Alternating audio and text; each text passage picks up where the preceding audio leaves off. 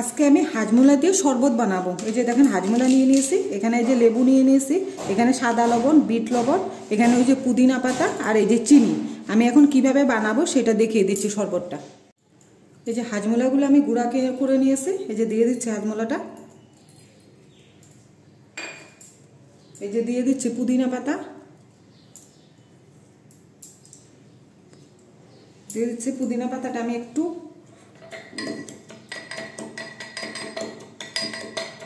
এইভাবে ছেঁচে নিচ্ছি।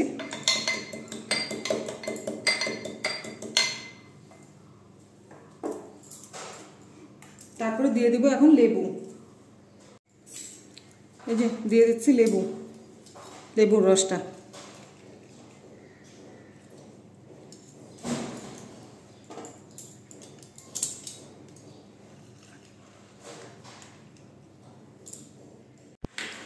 এই যে দিয়ে দিচ্ছি বরফ।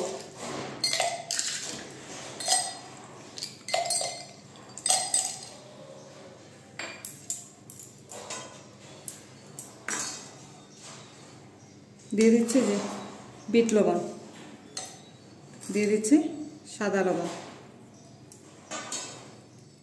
আর এই যে চিনিটার মধ্যে আমি একটু জল দিয়ে দিচ্ছি।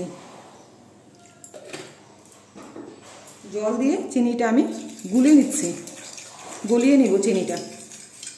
এই যে দেখেন চিনিটা গলে গিয়েছে, এখন আমি দিয়ে দিচ্ছি চিনির জলটা।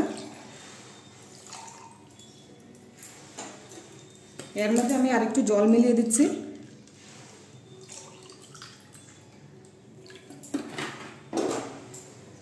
জল মিলিয়ে আমি এই যে গুলিয়ে নিচ্ছি চামচটা দিয়ে। এই যে দেখেন আমাদের হাজমোলার শরবত পুদিনা পাতা দিয়ে হয়ে গিয়েছে।